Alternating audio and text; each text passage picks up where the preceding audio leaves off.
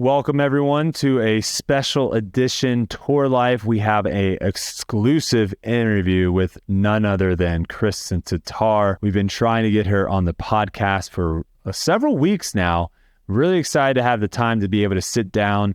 We go over tons of different topics, and it's an exciting one. We're very excited to be able to share this interview with you all, and we hope you enjoy it as much as we did. Without further ado, let's jump into the interview.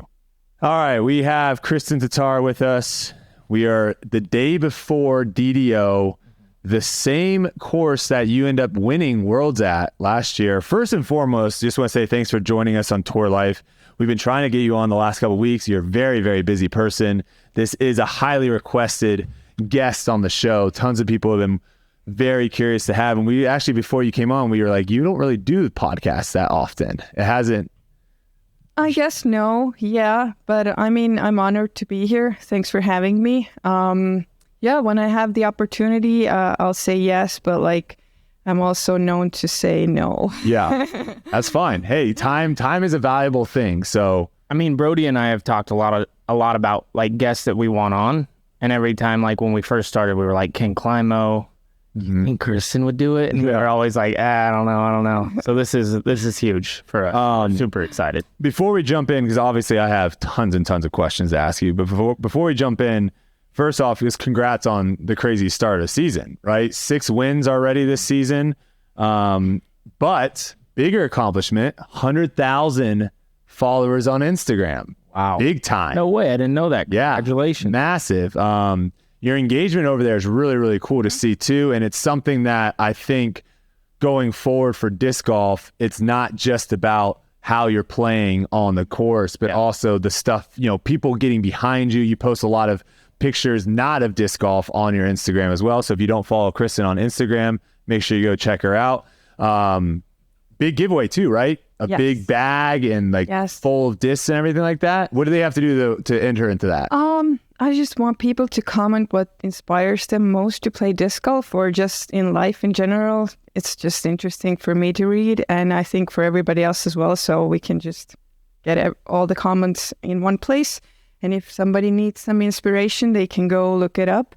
And I will select the winner next week on Wednesday. They will win a bag full of all the molds that I use right now. Yeah. Nice. So if you're listening to this, the winner has already been decided. So what you have to do is make sure you follow Kristin, because the giveaway for 250K is coming quick. And it's coming quick. It's going to be right there. It's going to be huge. I'm actually curious about Instagram, because you know how you can click on there and see like what, not demographic, but what like areas follow you the most. Do American followers follow you the most, or is it Estonia? Oh. Honestly, I don't pay attention to it. Okay. I mean, the following just has grown sort of naturally over time. And I don't know, I just discovered that there are so many followers. And if you start to think about it, how many people it is, over 100,000, it's many people. Yeah. And I don't know, maybe I should look it up. Yeah, it's interesting. I always like doing the stadium thing. Like that's to me the coolest thing. Like if you walked into a football stadium, a college football stadium that can hold 100,000 people, like the University of Tennessee can hold like 109,000. You walk in, all your followers are filled up, and you're standing in the middle of the field, and you're just like, oh my! It's when you start thinking about how many people that is, it's an insane amount of people. Well, that too, but also like thinking about that, I grew up in a town of like at the time 5,000. Yeah. And then being like, oh my gosh, this is like, so many more than just that. And then to think about like a whole city and then, a bunch of cities like that. I mean, it's kind of mind blowing. But I brought it up because I've looked at it before, and mostly American, but then there's a lot of Finnish followers. And then the third is Estonia. Really? So disc golf is absolutely big over there. Yeah. And creates the third most that follow my Instagram. But I bet most of the followers come from the States. I'm sure. Yeah. Just social media is probably bigger over here than it is in Europe as well. Yes. So that probably makes sense. All right. My first question is, this off season, you had some elbow issues lingering. And so you decided to end up going through with surgery, right? Is that what ended up happening? Yes. And you're fully recovered at this point. I would say so. Okay, because I heard in your press conference today that you mentioned playing this course now. You're like, wait a second. Yeah. Like, I can throw certain shots that you couldn't throw back at Worlds because of the pain that you had in your elbow? Yes. So last year I couldn't really throw backhands because it was, I had this pinched nerve and it was like really bugging me. It was super painful. So I mostly like relied on my forehand. And whenever I had to throw a backhand, I did. I did take a lot of painkillers.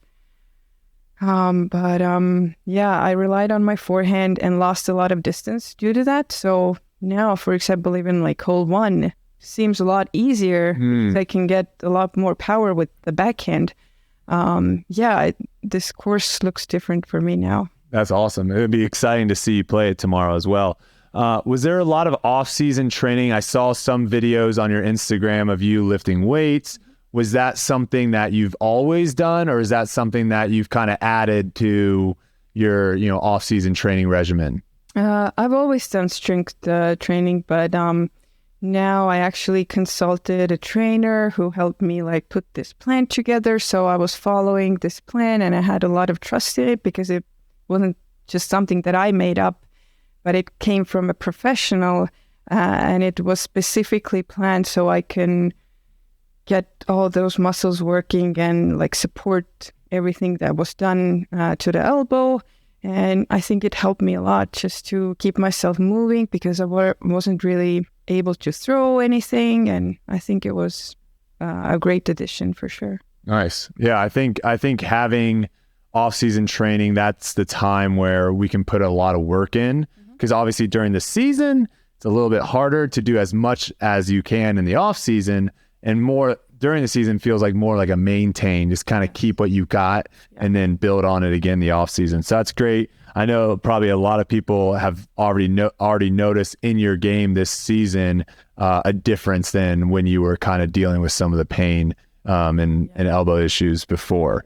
Okay, another question. What was the decision to make the move? Because you've been playing disc golf for a while. If you go to your PDGA and look at, years past, it wasn't like you just jumped on and started playing disc golf a few years ago. What made you decide to come over to the States and I wouldn't say, I don't know if you would consider a full tour because you kind of go back and forth, but you definitely are over here a lot more often now these past couple of years. What was that decision? Like, what made you decide to do that? The first couple of years that I came over here, I think it was from like 2017 to 2019. I was just excited to play golf and just to see all these amazing players here who I was inspired by. But then in 2019, I won U.S. Women's, and that kind of like opened the door for me to actually get paid for playing disc golf.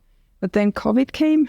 But after that, I think since it opened that door for me, I had the funds to come over here more often and just to almost make it to play the full tour. I guess just the money was the biggest difference. Just the financial support, being able to have someone the first front 3 the bill. years, I earned all the money myself and then came over here and it was kind of like a big struggle. What was that? What was that like? Like so you win U.S. Women's. Yeah. And then you have the decision to make to be like, okay, now I'm getting some more funds. But obviously back then they weren't like they are now. And to make the decision, because I don't know what you were doing before that, to say, okay, well now I'm a professional disc golfer and I got to, push all my chips into that area. That can a lot of times be a big time intimidating move for anybody. Yeah. But what was that like? Was it exciting or was there a lot of pressure for you to be like, okay, well, now I got to actually do this thing? For some reason, I don't know why, but I've always had a lot of trust in it. Yeah. And in myself being able to like pull it off. Obviously, I didn't imagine all this success for myself, but I don't know. Deep down, I had this feeling that everything's going to be okay. Because, there have been some really tough times in my life where I like have no money and I'm a really young mom and I don't know what's going to happen in life. But I mean, yeah, I put all the eggs in one basket, like you said, and it all worked out. But deep down, I had this knowing that I have to do it because I've played disc golf because I've just loved it so much. I haven't done it for like acknowledgement or whatever reason, like people do stuff. I don't know, whatever stuff, not only disc golf. I've just always loved the game, and I've always loved sports. And I don't know, everything just came together with disc golf for me. And yeah, I don't know how it happened. So you mentioned that like you weren't expecting all this, right? When you came into it, it wasn't like this master plan of, so are you surprised with like how easy it has been these last few years of where, you know, I don't know if you have looked, but your win percentage leading into DDO based off of UDisc is 70%. On the MPO side, the highest is Gannon Burr and Ricky Wysocki, I think at like 13 or 15%. A lot of people watching right now are looking at you as like the favorite every single event you're in. Is that like something that you weren't expecting? Kind of coming from, like you said, you came over from 2017 to 2019, you played a few tournaments. You didn't come over and was like, oh man, I can dominate this tour. I can win, you know, over 50% of the events. No, this has never been like a goal of mine, like to win every tournament. Well, obviously when I enter a tournament, that's my goal, but like, I don't know, to say like, I want to dominate like the FBO field, it's not me, but I just, my purpose has always been to play disc golf to the best of my abilities and like try to search my ceiling. I don't know if I've reached my ceiling, but this is what I try to find at least. And if I win, it's just a bonus for me. But if I don't, I will accept it, make some notes maybe, try to like get better. But yeah, I've never like thought that I could come here and like win so many events. It's for me, it's been mind-blowing too. I don't know how it happened. Has there been any events that you've played and you're just like, man, I'm not playing that well, and then you look at the leaderboard and you're like, oh, I'm in first, and then you finish the tournament and you're like, man, that wasn't like my best stuff, but you were able to figure out a way to still win even though you didn't have your best stuff that week? I mean, I'm sure there have been some tournaments like this. I can't like remember off the top of my head because I feel like I've been just playing very well, like playing 1,000 rated rounds and the field is getting tough. Like I think I've just played very well. I feel like not making too many mistakes. I don't feel like I have won and like played like super bad. I can't remember. I can't remember. Okay, so then to compound on that question, have you played a tournament where you're like, that's my best stuff? I think Champions Cup, the first 3 rounds I really played very, very well. I mean, there's obviously always room for improvement, but I felt like my focus was there and like everything seems to come very easily. Like I was in this flow and it's not possible to make a mistake. It's not possible to like hit a tree or miss a putt. It just felt so amazing. The last round I felt a little bit off my game, I guess. But I mean, at that point, it didn't really make much of a difference because I had such a big lead. Yeah. So, but I think that was one of my best tournaments for sure. Nice. Have there been any thoughts of potentially like moving to the United States during the season at all, or off season or anything like that? Maybe bring the family over, or do you kind of like the situation you're in now where you bounce back over there, spend some time at home, then come over for a couple events and kind of do that throughout the year? I think I like it the way it is right now. I don't really see myself moving here at this moment. I mean, I would love to have my family with me, and they will be here for the last trip. But I mean, I like it that way. I come here, I have my focus. I know I'm here to do a job, and I mean, it kind of like sets this good environment for me. Okay, I'm here to do one thing, and it helps me a lot. It's like having that good separate. A lot of top athletes talk about that separation of you can't constantly be thinking about the sport you're in 24/7. You got to have that ability of being able to separate, remove yourself from it, have some downtime, whether it's with friends or family or whatever, and then be able to jump back into it and have that balance in your life. I think is huge for a lot of people. It makes a lot of sense. Do you have a time frame of like how much longer you want to play for? Is that something that you think about at all?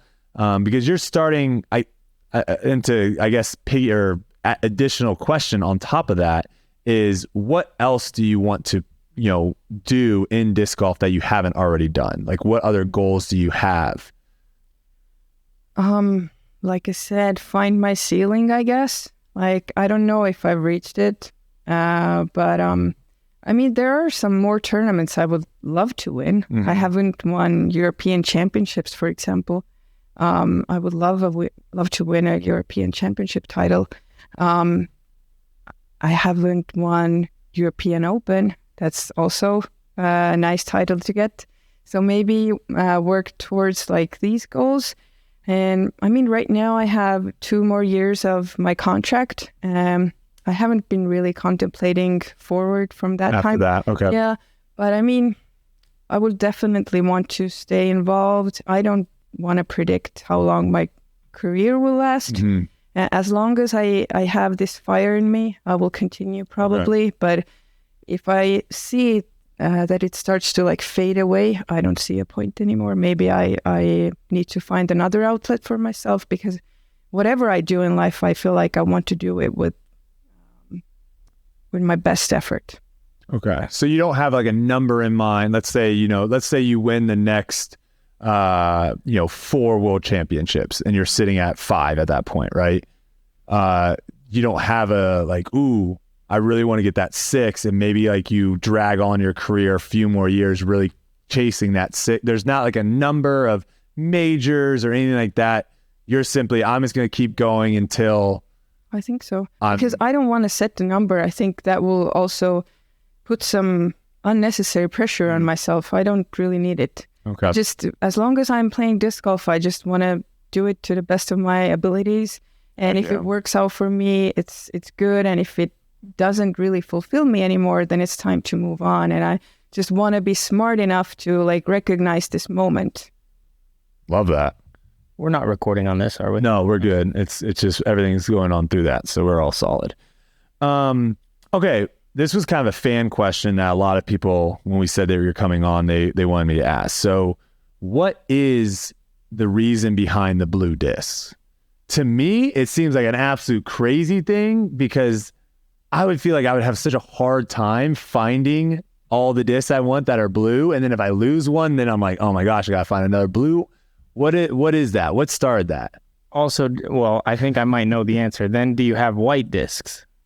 I do. I have some black discs as well. Oh. But I also have some purple discs now. Okay, so Okay, so you're kind of expanding a little bit? Yeah, I've evolved over time. Okay. I guess blue used to be my favorite color, but I feel like now I'm at a place where I love all the colors. Okay. So, but I mean, I've just stuck with the blue mostly. I've been adding some colors to my bag, but I think it looks very neat, very nice. Yeah. So, I'm sure too, if you hit up Latitude and you're like, hey, I needed some blue, blah, blah, they're like, right away, no problem. Please let us know. Yeah. I thought it'd be because of the flag. Yeah. But it's not, or maybe a little?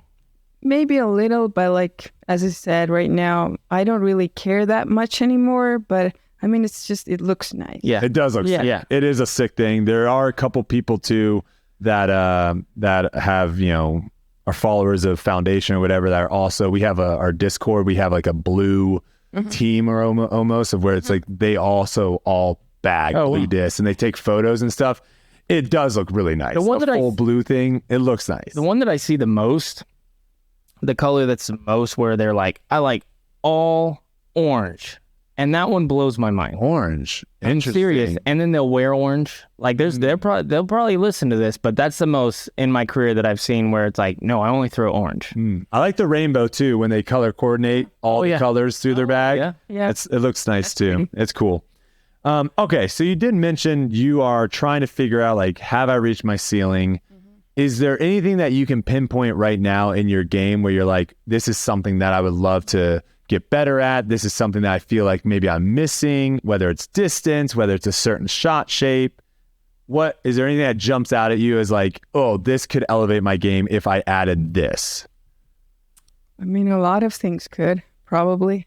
Is there anything that you're like actively currently working on, I guess, right now? Right now, I'm feeling that everything is working well. I don't think I can say that I'm best at like anything specific. I don't know. But like, I feel like I'm good enough in many aspects that it works out for me, you know, because I can throw forehand, backhand. I can putt well when I'm like, I have a good putting day.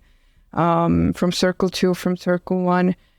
So yeah, I think just this overall like skill set and the consistency works to my favor. Okay, sweet. And you mentioned putting. That was another thing I wanted to ask you. Something that I think a lot of people listening to this podcast right now struggle with is getting power on their putt. Yeah. They have, you know, when they get to that 30-footer or when they get to a 45, 50-footer, they just feel like they have no chance of generating that power. And I would say you and a handful of other FPO players really seem like have a big advantage on the field because you're able to generate so much power with your putt that you extend your make range, right? Some people might have that 25 feet, and then once they get outside 25 feet, they have to do a lot more to get it, and that's going to lower their consistency. Yeah. You're putting from 45 feet, and, you know, if my angle is like a weird angle to where I can't see the distance, it looks like you're putting from 20 feet. It doesn't look like you're doing that much difference. So like, what do you, I guess for the listeners at home, do you have any advice for them on like how to generate, okay. I didn't want to throw us under the bus, Uli, but yeah. I'm putting us there. Any advice to be able to generate more power? I just remembered with that, when I just started playing, there was this like group of guys that I played with because not a lot of women played. And I was always amazed how they can like approach with a chump putt or just with putting, because for me, it was mind blowing. I took a driver and did my motion. But I think just after some time, I discovered that I can do it also. So I think it was just practice. I know everybody wants like a shortcut. Yep. Yeah. That there's like this magical thing that you do to generate power. I mean, obviously, if you like practice your like wrist action and everything, like it gets better. But mostly it's just practice. Yeah. Just get that pop. So. No one really likes to have that answer of where it's like, you just gotta go out there and do it. Yeah. Everyone wants to be like, oh, does my finger and my pinky need to like touch each other and get that? But yeah, you're right. And I think too, it relates the same as like throwing power. Yeah. The best way, obviously there's timing and mechanics and fundamentals and all that. But ultimately the best way of generating power is you go out to the field, you throw as hard as you can for 20 or 30 tries, and then you're done. And then the next day you go back out, you throw as hard as you can, and eventually you start getting, those muscles will start growing that, produce the power. I also think that the revolution of the game has pushed the putting range so far. Yes. Like when I first got into the game, it was very circle one oriented where you just had to make all that. Certainly is to this day, you got to make those putts, of course. But now we're having, people make 45 50, is like the new circle kind of thing to where you're wanting to make a lot of those. And then 50 to 60 is that bonus range. Mm-hmm. And I think in the future, we're going to see that even go out to like 70, 80 to where that's the new circle. It's just going to keep expanding and expanding. And that's because, with like disc golf in general, we didn't have to practice it, so we didn't. But as it keeps going and going and growing and growing, everything's going to get, even our distances around the tour has gotten huge. I feel like we don't give enough credit to our bodies because our bodies are very smart. So once we start to practice, I think our bodies will figure out the most effective way how to do that motion. So whether it's like driving or putting, if you practice enough, your body will figure out how to do it. Sure. And for every person, I think it's slightly different. Very true. All right. Well, you talked a little bit about your rating. Is that something that you are keeping a watch on? Is hitting that 1,000 rated, being the first FPO player ever to do so, is that something that's kind of in the back of your mind a little bit? Or is it one of those, if it happens, it happens? It's so funny because I haven't really thought about it. It has never been a purpose of mine. But I see it online sometimes. I don't really pay attention what goes on online too much, but like sometimes I see that people are like discussing about like, oh, she's not playing this event probably because of the rating. I'm like, yeah, I'm not playing because it doesn't fit my plan. You know, I'm not, I play the tournaments that I like and where I think it's most efficient for me to be at, like the biggest events. And then when I go home, I just rest. I don't play a local tournament to keep my rating, but to just rest and get some time off to tour. So yeah, like you said, if it happens, then it happens. If it doesn't happen, I'm not sad. It's just like, I don't know. I don't think about it. We might have to have you back on or get a quote from you if you start getting to like 997, 998 and be like, is it a little bit more? Well, and it's like 999. I feel like every single player who's ever been 1,000 rated, they get stopped right there. They're like, this is the time. It happened to me for sure. And then the rating comes out and I'm like, 999? Are you serious? Like, I feel like the PDGA plays a joke on you. They're like, oh yeah, you're probably like 10, 15, but 999, yeah. Here's a question. Yeah. Oh, go ahead. I just wanted to say that I don't think that the rating is necessarily a true reflection of a player's skills. Let's go.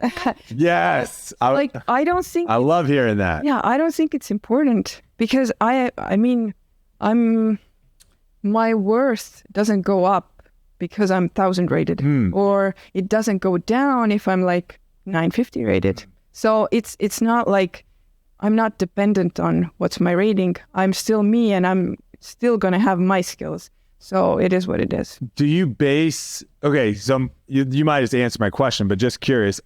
There are some pros out there where they'll go and they'll play a round, right, in a tournament. Let's say tomorrow. They go out and they play and they're like, man, I played really well today. Then they'll go on PDGA and they'll look and they'll be like, oh, I shot below my rating. Maybe I didn't play well. Do you do that at all? Do you base how you feel you played on the rating number after your round, or do you base it off of how many putts you made, how you felt your driving consistency was? Just how I felt. Okay. And if it felt good, it doesn't matter how I'm rated. I love that. And yeah, so I think that trips up a lot of pros of where you don't need to look at that number and have that, because we all know some courses don't rate well. Some courses rate well. Yeah. And I think so. And I mean, when I first came over here, then a lot of the people were surprised. Oh my gosh, she shot like 60 points over her rating. And I'm like, no, I played the same way. We just get lower ratings in Estonia. And that's true. And so I've never really paid attention to my rating. And I mean, it's just out there somewhere, but like, I don't know. But if you get close to 1,000, that is a story. That is a story. That's a historical thing. As much as we want to say whatever about ratings, that would be something cool to, a cool storyline. So, sure. Well, I'm sure everyone at home will keep their eye out on that. All right. I already asked you about that. Okay. What are the big differences? And maybe you can tell us like your likes and your dislikes between touring in Europe and touring in the United States. To be honest, I'm not a good person to ask this question because I haven't been playing in Europe consistently for like... It's been a while, so it's like 4 years. So it's changed. It's probably changed a whole lot, the landscape. I'm sure. It is now. Yeah, I think once Silver gets here, you can ask him. Okay. But like... Yeah, I don't really know because I think anything going on in Europe that you're like, oh, I wish that was happening now in the States? Is there anything like that? Or do you feel like the Disc Golf Pro Tour is doing a pretty solid job at Disc Golf Pro Tour is definitely doing a good job, and I think Europeans are trying to match all the efforts that the Pro Tour has been doing for the players. So almost at their tour. So. Okay, that's interesting. My opinion. But as I said, I haven't played the events over there for a while now.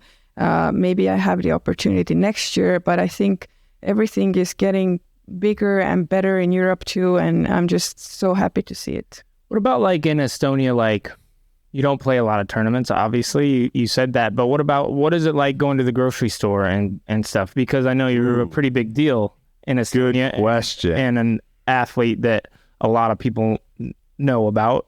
Do you get recognized a lot? Or I think people certainly recognize, but they're not as outgoing as Americans. So here, for example, when I flew over here, one of the flight attendants was like, "I know you, you're Kristin, right?" I'm like, "Yes, I play disc golf. Do you play disc golf?" And like, they're very like outgoing, and they want to like talk to you and just super friendly. Not that Estonians aren't friendly, but they're just more reserved and they don't want to bother you, and it's just different. But I can see it from the eyes. Yeah. We had a trip over to Switzerland, me and Kelsey, and we were like walking, to like the nearest bakery or something. It was like 5 or 10 minutes, and we passed like 3 or 4 people. And we're like, "Oh, hey, how's it going? Have a nice day."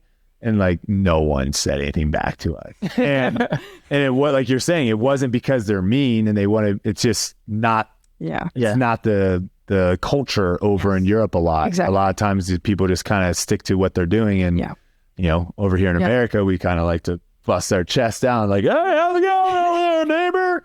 So it's a little bit different. But I'm sure once you get into the arena of disc golf, then are the crowds pretty good, or is it still like when you're in America? Is it like, in America, I feel like I'm like this, I don't know who I am. I'm like a rock star. I'm over here, like I said, I'm a unicorn. Yeah. Like everybody treats me like I'm special, but I'm like, no, every human being is special. I'm nothing different. But it's definitely like a different vibe over here. So, but I love them both. Yeah. It's a nice contrast for sure.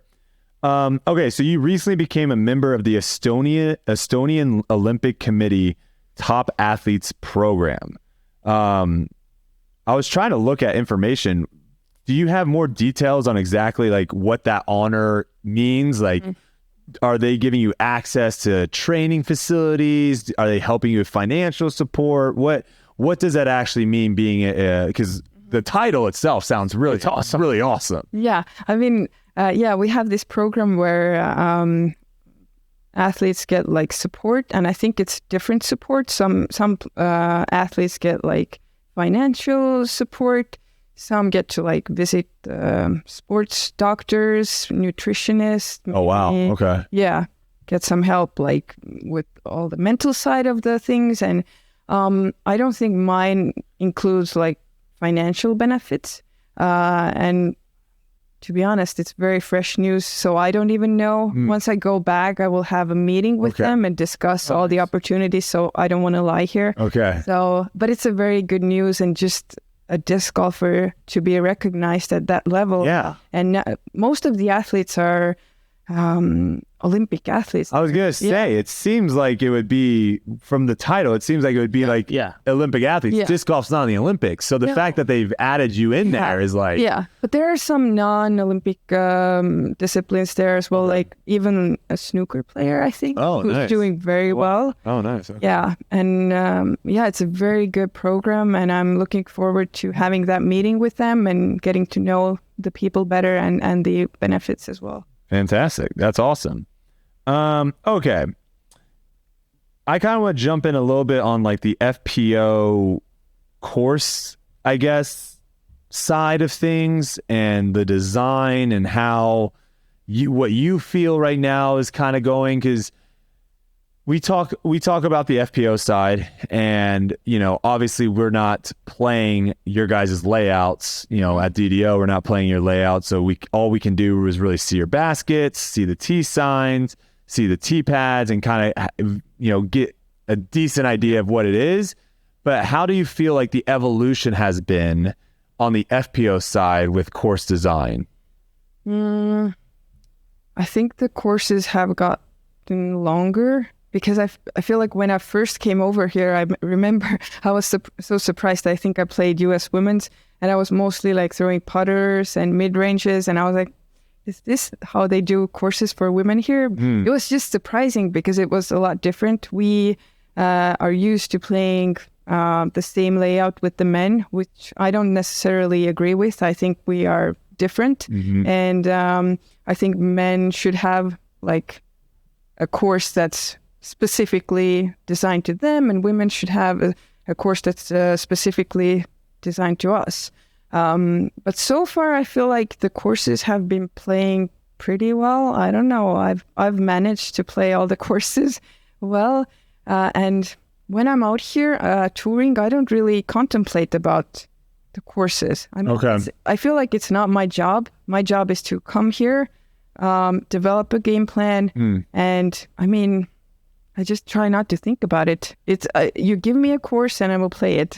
Do you think though that because we had Paige on here, and we brought up some topics, and she was, I think, being modest in the sense of saying like, well, my opinion doesn't really matter, but I think like top players in both divisions, especially with where disc golf is right now, I would say that like your opinion on like course design, I don't think it should be like the gospel truth, and whatever you say, like the Disc Golf Pro Tour needs to like bend down and be like, yes, Kristin, of course we'll change it. But I think like feedback that you could give of like, hey, I don't really think this course really plays that well and whatever, like I think that could help with, potentially future course design. Or do you feel like that's, again, just not something that you're interested in doing and you just kind of want to focus on the play? If somebody would like specifically ask me to do it, then I would look with that kind of like eyes, to maybe notice what could be done better or whatever. But like typically when I play a course, I just accept that, okay, this is the course this week, and I'm going to just develop a game plan that suits my game and not really worry about whether I like this hole or I don't like this hole, because as soon as I like make up my mind, then it's like, I don't think it's good, Yeah, it's a fair point. No, it's definitely a fair point. Do you like tournaments where the FPO has their completely different course? For example, like Texas State's. MPO was on one side of the property, FPO was on another side of the property. Is that more? Are you more interested in playing tournaments like that, or do you feel that the Pro Tour is doing a decent job of? Because a lot of times these courses we're playing, for example, DDO, that course was designed for MPO. Yeah. And then they're like, how do we design an FPO course that matches? Right. And some of the holes just don't make sense. It's hard to make a hole that works for both versus being able to be like, hey, this is a property, we're just going to make the best FPO course possible. Do you think that is maybe the future of disc golf, is like separating the two tours to having their own courses but in the same area? I guess it could be one option, and it could also like fit more players, I guess, because when we have separate courses, then obviously fields get bigger. Yeah. But I don't know. I mean, so far, I think the Pro Tour has done a good job either way. And I think it just depends on what kind of property we play at and what are the possibilities, because I don't think we can just ask for two different courses from all the properties. Like, I don't know if we can. It'd be tough, like certain courses like Maple Hill. Yeah. It'd be tough for like, the MPO gets to play Maple Hill, FPO doesn't get to play Maple Hill. Yeah. That would be, or USDGC even. I don't know really what the answer is to that. I just know sometimes I do hear from the FPO side where they feel like they're playing on a course that was just like, oh, we'll just throw a tee pad here, or we'll just throw a basket here. And it doesn't feel like maybe as much thought was put in. Yeah. That's some of the concerns I have heard or I've seen on social media. Yeah, sometimes not all the time. Yeah. Like, it's definitely something to think about, but I mean, I try not to worry about it because I feel like right now it's not my job. Yeah, it's probably the smart way of doing it. All right, we're going to get into something that I think, and you can let us know if you want to touch further on it or maybe direct people, because I know you maybe posted on, I believe, Instagram about it. But this was something that, you know, a lot of people did ask me to bring up. And I'm also kind of curious too, because this year you went out to Champions Cup and just like you said, first 3 rounds, laid the hammer down. Last year, going into Champions Cup, you were kind of in a position to win, and you had that situation with your daughter. And that seems like something that would throw almost anyone off their game. Was that like, do you want to maybe describe, because I think some people are kind of confused still of what exactly happened, what went down, and then maybe like your thought process throughout that round?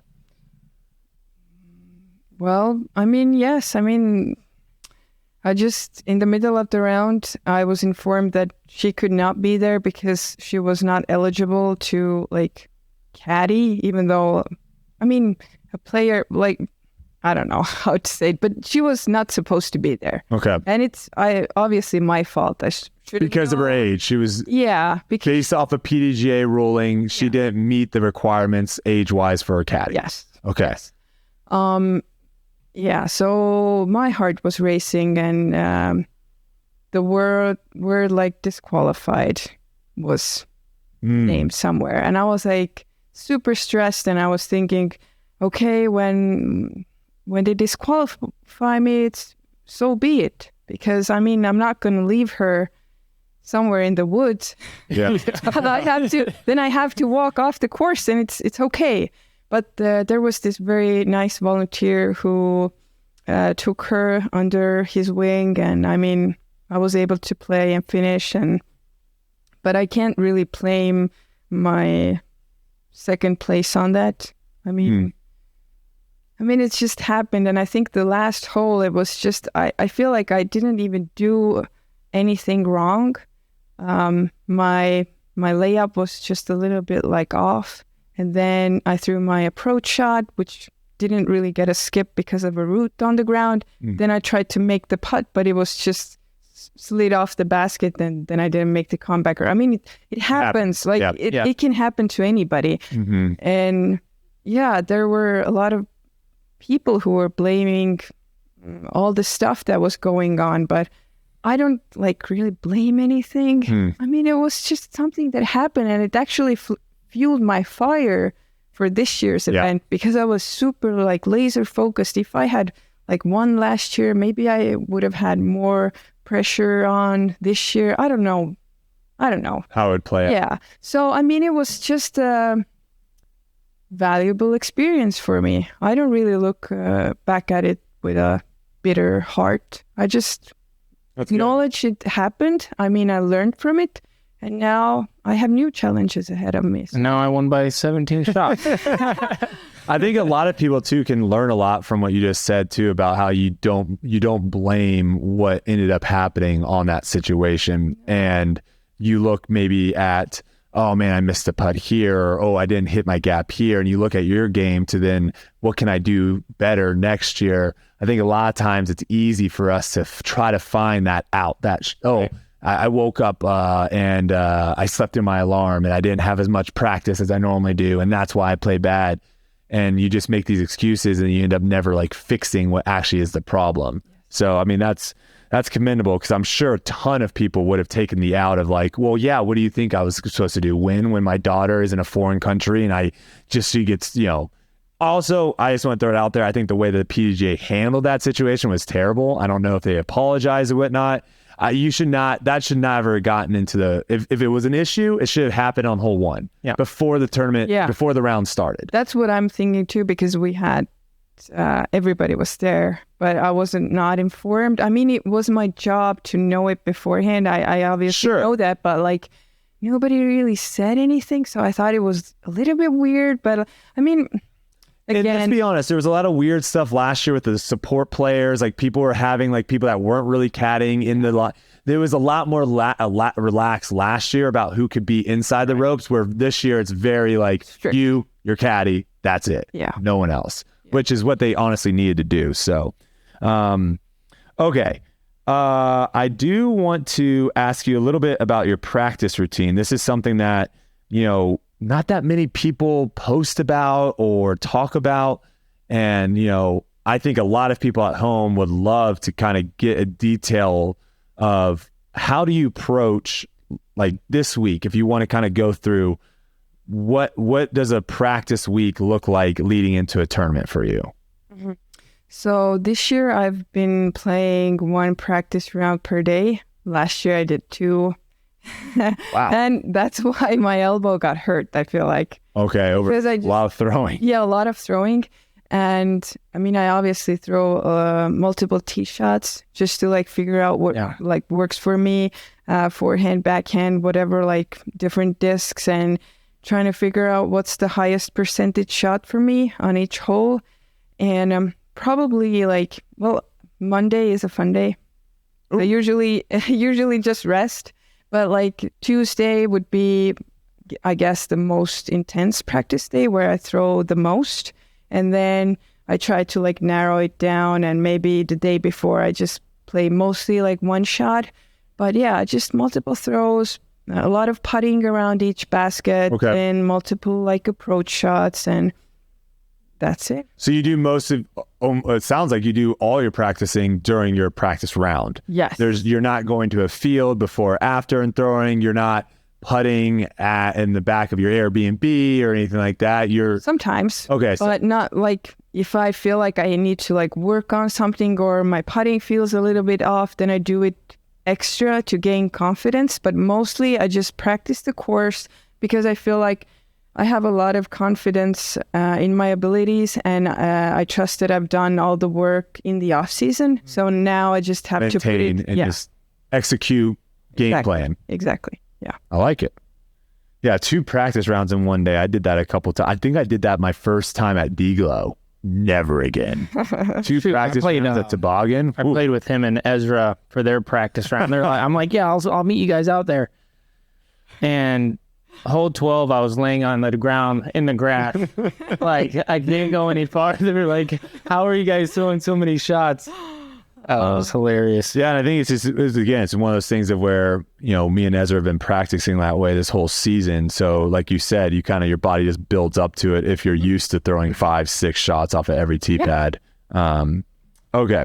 I do want to get a little bit into this discussion because this has been something that has been a big issue in FPO. And it's, again, it's a hot topic. So I am completely fine with you saying as much as you want to say about it or as little as much as you want to say about it. Me and Uli have kind of spoke on it a little bit. Natalie Ryan actually just posted, I believe today or yesterday, that she filed another lawsuit against the PDGA and the Disc Golf Pro Tour. This is not a situation that, again, looks like it's kind of going away. It looks like it's going to kind of be an ongoing thing. There was a document out at OTB Open. You were one of the signatures on there among many other FPO players. Do you have you haven't, and a lot of people, we talked to Paige about this. A lot of FPO people haven't really come out and put their opinion on the matter out there. And if you don't, I completely understand it because it is a really hard situation, but is that something that you're comfortable talking about on your stance and like what is going on? You probably have a better idea of like what FPO players are talking about than obviously me and Uli do. I mean, yeah. First of all, I think the reason why a lot of players have not been coming out with their ideologies, doesn't matter which side you're on, it hasn't been like, I don't feel like it has been safe, at least for me. Last year, I think we were threatened to be disqualified if we don't agree with the ideology. Okay. Who was that? Who? Well, I think there was this like statement that if you, I can't remember it off the top of my head, but through the Disc Golf Pro Tour or PDJ, like someone like a establishment came out and said something along the lines of Disc Golf Pro Tour. Okay. So it didn't feel really, maybe I misinterpreted it. I don't know, but I feel like you could only stand on one side of the matter. Okay. Well, first of all, I think like I accept everybody as they come. Doesn't matter what is your like sexuality, preferences, how do you want to dress up, what religion you have, what skin color you have. I don't care. Mm-hmm. I think like I judge a person by their character, not their ideologies. That being said, I think in sports, to me, it's obvious why there are two divisions. Mm. To me, it's obvious. I don't know. For some people, I think it's not obvious. I don't know. But I don't know if you guys can tell me one discipline where women have a better world record than the men. Is there like... See, I like certain sports, the ones that kind of jump out to me, or there's only a handful, but I'm blanking on a few. The one that I always thought like where women might have an advantage would be like gymnastics. But then I've also heard from gymnastics, like people that do gymnastics of like, no, if the men did the women's gymnastic like discipline, they would do it better.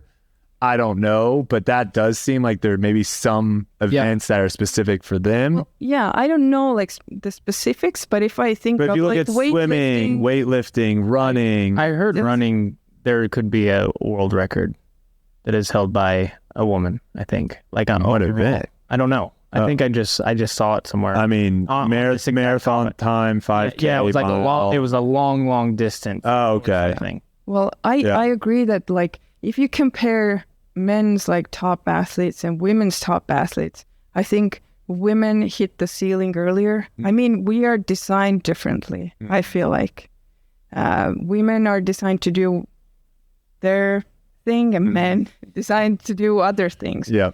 And I mean, just I think women should be in their own category, and I think biological women should have their own category.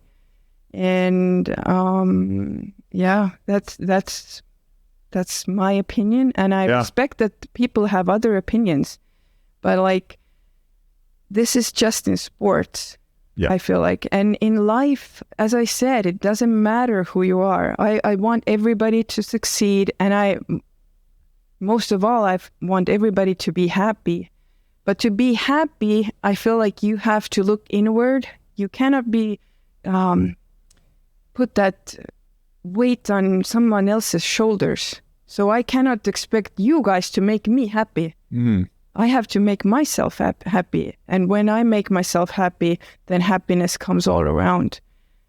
So, but if I always constantly like look outwards and rely on other people to do stuff for me, and then put my happiness dependent on that, I think this is like, it's already set up for failure. And it's, I mean, it's just, mostly it's just heartbreaking to me because I see that the FBO division is kind of like divided in that sense.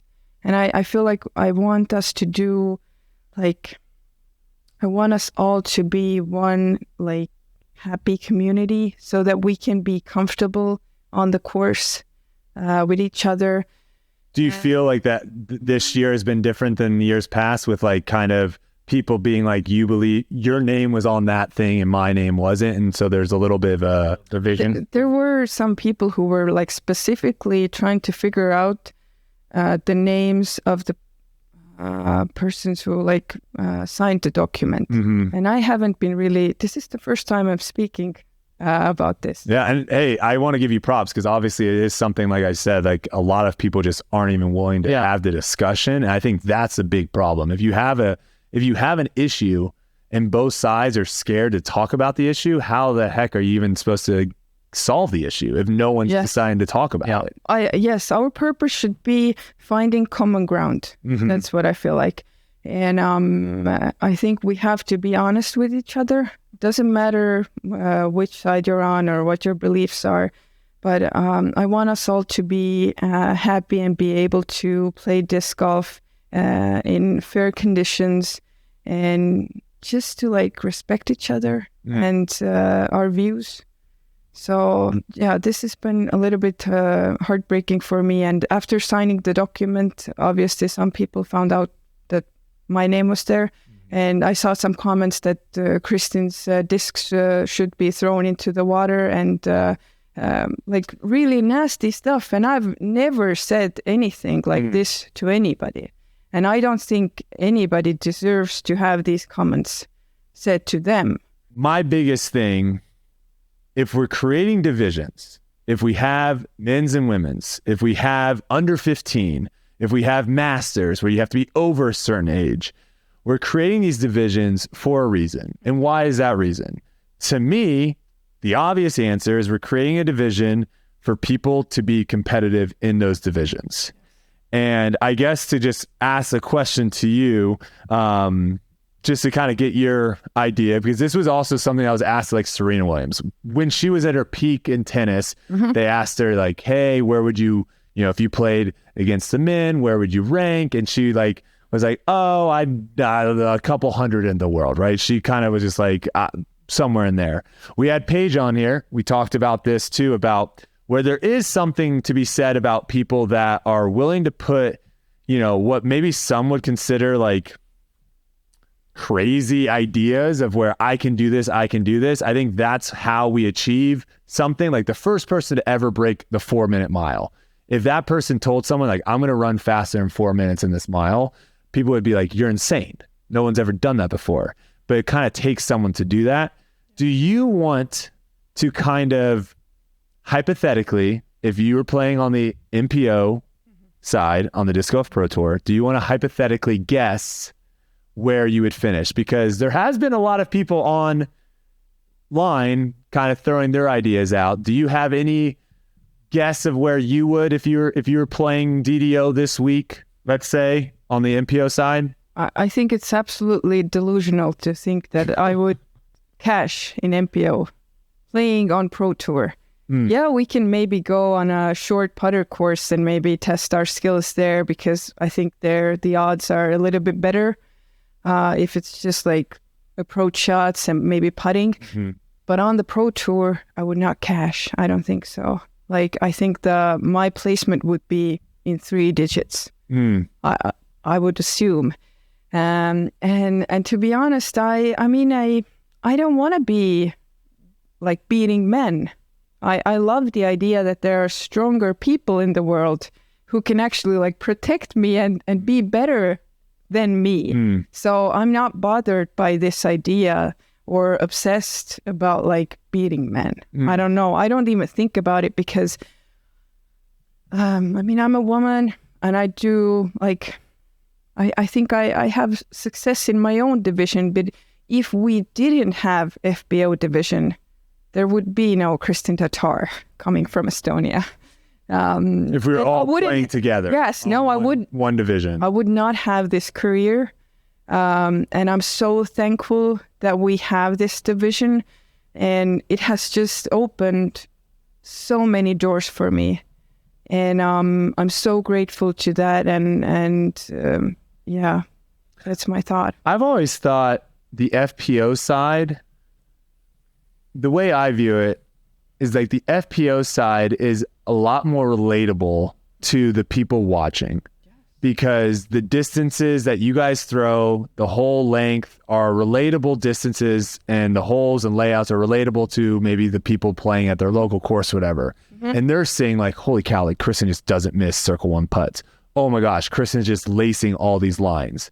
And then on the MPO side, when you've got like Eagle out there, when you got AB, when you got Paul, when you got Simon, all these people throwing these ridiculous shots, it's more looking at stuff of like, I can never achieve that. They're doing things that are unachievable for me, where I can, if I'm a amateur, let's say I'm like a 900 rated player, I can watch you play and probably take a lot of notes and be like, oh my gosh, her course management is so smart there. Like she decided to lay up that shot instead of run it and saved her a stroke. Maybe I can start doing that.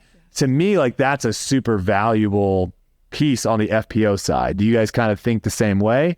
100%. I definitely do. But the one thing that I also like, just listening to a few of your answers, even with your course preparation, the way you handle situations, the one thing that I do feel like is very relatable with the 2 divisions is the mental side of the game, and that is something that you 100% are better than a lot of the best players in the world. Really good. In MPO.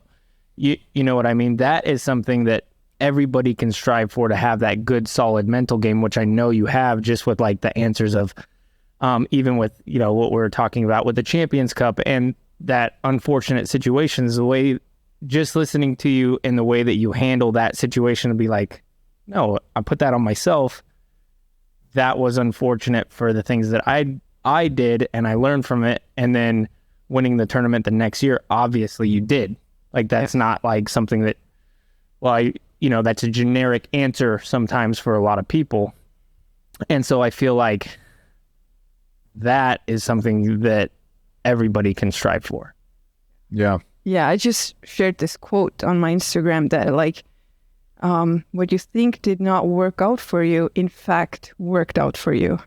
So just accept life as it comes. Always try to find the positive. Yeah. Look inward. What you can do, you always have a choice. Even if it seems like you don't have a choice, you always have a choice. Love that. All right.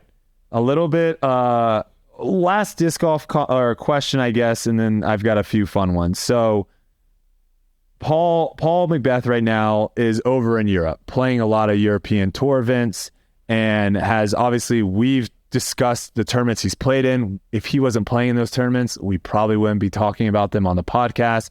There's other European players that we have now mentioned and brought to people's attention to pay attention to.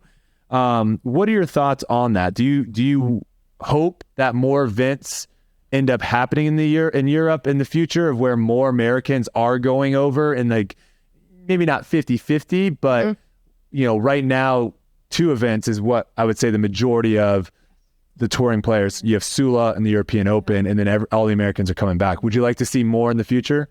Yeah, I guess in my mind's eye, I can envision like a world tour that UC tried to do some years ago, that we have like different events in like different continents, and like players just travel around the world. Like it's, I don't know, in any other sport. Yeah. I think it's fun to experience like other cultures, and to go like to engage more people around the world with disc golf, because it's very like in the States right now, and I can see why. And it's okay, but it's just, I can imagine it's more fun that way. And disc golf would benefit greatly from it, in my opinion. But yeah, I think Paul being in Europe right now, I think it's very good for just the overall disc golf scene over there. I think he has engaged a lot of people over there, and made it more visible to everyone, I guess. So hopefully next year it will be more attractive to even more like top pros. And I mean, I wasn't even aware there was 2 tours over there. Right. Yeah. So like, I think there's a lot of just knowledge that is like kind of coming out from him being over there. Well, and some of the tours I personally didn't even know I could go play in, like because of like the what do you call it, the Finnish championships. Like we're not allowed to play in that, you know, American. So I didn't know if there was like a certain tour that I would be like, oh, can I come play that? Can I play in this event? Type thing, just because of that, you know, me not being educated in that sort of thing. But it's something that I'm definitely been thinking about for a long time, is going and making a tour in Europe. I love Europe. I lied. Estonia. Last disc golf question.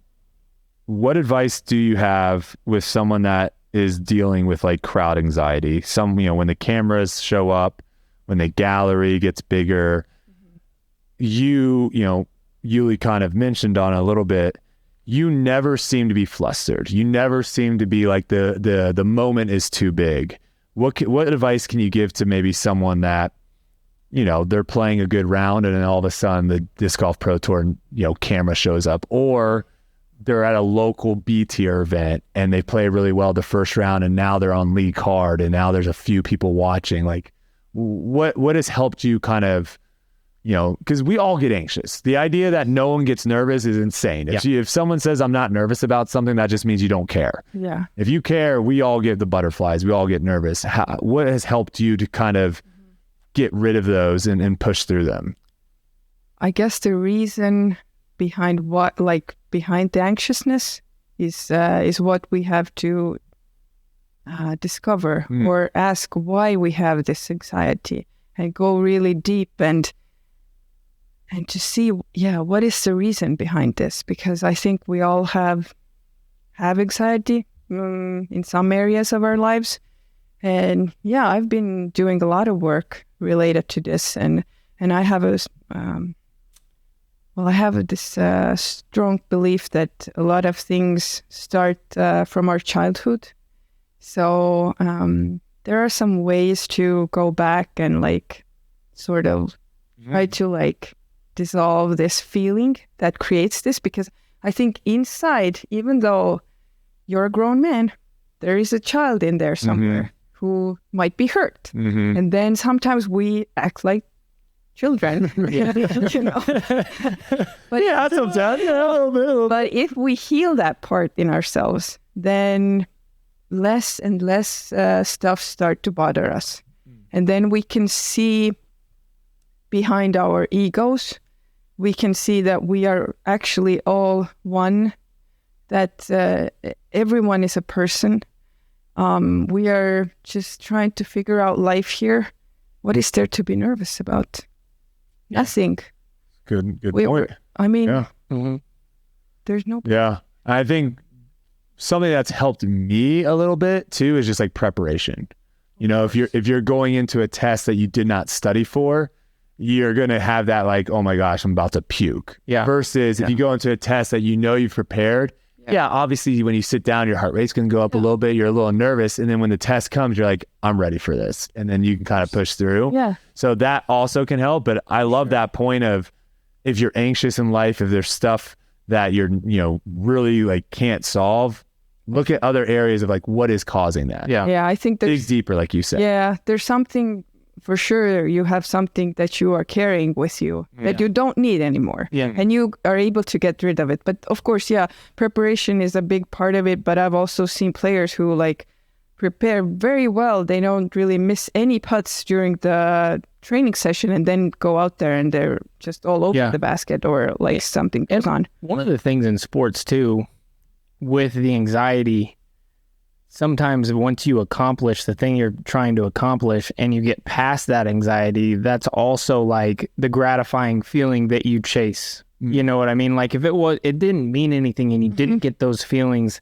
and you just won all the time, what are sports? Like my favorite moments, like when I'm under pressure, my whole body breaks down, it seems like. But then when I get past that and I win, that's awesome. Yeah, the feeling that you get. I mean, I'm getting chills right now because of the gratifying feeling of like I beat the worst part of myself. Yeah.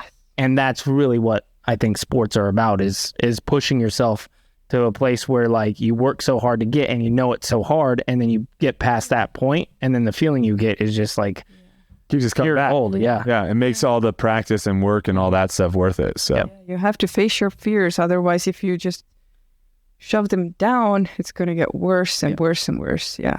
Love that. All right. The real question. Have you ever had a Cinnabon yet? No. You haven't had a Cinnabon since you've been over here? No. Oh my gosh. The first time I even thought about having a Cinnabon was like, it was now when I was flying to Kansas City, and I had a layover in Minnesota. And you smelt it. And I smelled it. And I was like, what is this thing? And I was oh my gosh, this smells magical. And then I was walking past it for a couple of times, and I was like, no. Some people might disagree with me, but there might not be a better tasting thing than the middle of a Cinnabon. Oh my gosh. The very middle. You have to at least try it once. It is unreal. I will try. And maybe like, when Silver comes over, maybe you guys can split it or something. Because it is, one of them it's a lot. But it is, I don't know what they do. Two of them is perfect. They know it's the perfect number. And the last question, another food-related question. A lot of people want to know, what is it when you're over here that you miss the most from, like, food-wise from Estonia? Is there a specific dish that you really miss that you can't get over here? Mostly I can make everything that I normally eat back home, but I guess black bread. You can Black bread? Yeah. What's that? Like... Not the bread at Outback. Or I don't know how you... Is it the bread at Outback? Because that bread is delicious. It's kind of black. I don't know. Rye? Yeah, or like It's Describe black. it. We say black bread. I don't know. Yeah. I need to try this. Yeah. When you go over to Estonia. Do you put butter on it? Or what do you put on it? Or do you just eat you jelly? just make like a sandwich. Cinnamon. It tastes differently than just normal bread. Okay. But we call it black bread. A funnel cake. Have you ever had a funnel cake? I don't think so. Oh my gosh. I'm missing out on something. Yeah, you need to start hanging out with me more often. I'll give you the good stuff. I got a question. Yes. Out of all the states now that you've played in the tournaments that you played, what's your favorite? I think, I really liked Northwest. I think it was very beautiful. Yeah. But I think Vermont still holds a very special place in my heart. Same. The weather also, it's like when you wake up and it's like crisp air in the morning. Oh man. We're usually there at the perfect time of year. Yeah. Yes. Which is interesting at Worlds. It's going to be weird like not being at GMC and having it be a world title, like a world championship. Right. It's going to be interesting. We'll see. So, that's right. You weren't there in 18. I wasn't. Yeah. So, I don't know. And apparently they're doing a bunch of stuff with Brewster because Hole 1 is a parking lot now. So, yeah. I didn't know. Yeah, they're changing some of the things on the Brewster. I think they're trying to beefen it up. Okay. I think they thought it was a little bit too soft. So, that's what I've heard. All right. Fan favorite segment now, and then we'll get you out of here because obviously you have a tournament to play tomorrow. Pet peeves. So at this point, if you haven't watched this show, we basically asked our guests, what are things that just kind of, make your hair stand up, just kind of drive you a little bit nuts, so where you're just like, oh my gosh, I hate when someone says that or hate when someone does that. Okay. And it can be either a player, it can be a friend, it can be a fan, it can be anything. Give her an example. So an example of mine is if I'm, especially in a tournament, if I'm playing, let's say there's like a gap that you have to hit, and the person in front of me throws and misses the gap, and then he turns around and goes, man, I never hit this gap. It's impossible to hit this gap. It's like, I don't really want to hear that right before I have to step up to try to hit the gap. So like those type of things where it's like conversations that I think should be said between the player and the caddy, they're kind of said to like everyone, and it's like, bro, I do not want to hear about. I hit this gap every time. Why is this should I not be hitting this gap? Is this gap really hard? Am I should I be missing this gap? So like anything like that happens out on the course or after the round or anything. Yeah, I think I saw this question somewhere in a group accidentally. And I was just reading through the comments, and I was just amazed by how many things bother people. Yes. And I was thinking, there's nothing that I can really think of, because I feel like if I don't let it bother me, it doesn't bother me. So you're locked in. Do you understand what I mean? For sure. It only bothers me if I let it bother me. Yeah. Yeah. And see, that's a pet peeve of mine that you just said that. I can't do that. No, I'm just kidding. Is there anything? There has been a few occasions where like fans ask me autographs in the middle of the round, and I feel like it's just inappropriate. And I mean, I feel very like conflicted because I want to be nice, but at the same time, I'm like, do you not understand that I'm doing my job right now? Because I don't come to your office demanding things. Yeah, and in the middle, there's a time and a place. Yes. Yeah, there's a time and a place. Exactly. And it's tough sometimes. We get put in the situation of where we have to be the bad guy, where it would be nice if there was like a PDGA official or a Disc Golf Pro Tour staff member that sees that and they can interfere and be like, oh, players aren't doing autographs in the middle of the round. Yeah. Where you have to be the person be like, not right now. Yeah. It makes you feel bad. Yeah. And you're like, feel bad. The heck? Like, I got 10 minutes to my tea time. You just asked me to do this thing. Yeah. But sometimes happened too often, but it has happened. Yeah. Which is also mind-blowing. How can this happen? I figured out a perfect way to deal with this situation. You just tell them the truth. You say, I got 20 minutes before my tea time. I'll be at the tent right afterwards, and I'll definitely get you. I would just be like, English? What? No have no English. What? Just act like you don't have to speak English. I've mentioned this. I think one of the reasons right now that a lot of stuff is like we're kind of going through some growing pains is if you do poll disc golfers, there's a lot of just disc golf fans that were in traditional sports growing up, and they kind of either found disc golf early or they transitioned into disc golf late.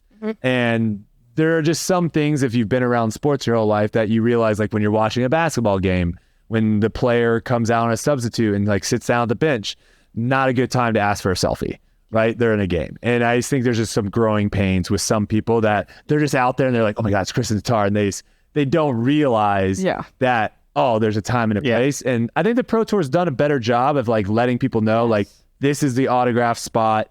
Players, if they want to sign autographs, will be here. This is where to do it. Yeah, I agree. And it's getting better, but yeah, it can obviously always get better than that. So this is gonna have to do. Apologies, my computer died again. Issues. Audio is not gonna be great for the listeners, but we're gonna end it with this. Kristin's given us plenty of time, more time than we could have asked for. So to answer your, I guess to finish I don't know where we left off at. But the question was... Yeah, the question of, out of everybody that you play against, is there somebody that you look at and you are inspired, or just look at their game and you're like, man, that person putts really good, or they're good at putter shots? Like, is there anybody that comes to mind? I think overall, I think Owen Scoggins, because just in general, she's a Masters player, but she's on the lead card, it feels like almost every time in FBO. And then I feel like she has this one certain type of shot, and she is not like a bomber or she doesn't throw the furthest in FBO, but she makes it work. Yeah. And she's very determined, very hardworking. She makes a ton of amazing putts, and she has this great attitude on the course. And I mean, I feel like it's very inspirational that you can have a career even like when you're a Masters player and still you can compete in high level in the open division, so that's nice.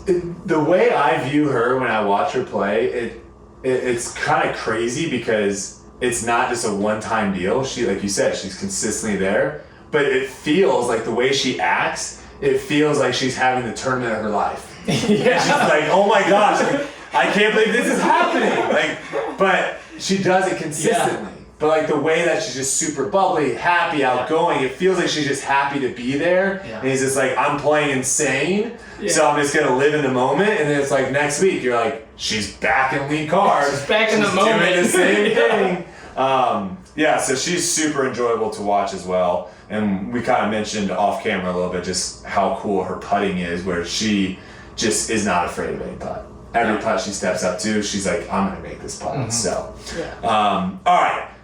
That's going to be it. Hopefully you guys all enjoyed that. Hopefully we can crop that all together. And I don't know. This was a little bit of a disaster on my production. Brodie's getting a new computer this next week. That's what's happening. Yes, I think my battery is finally kaput. So new computer.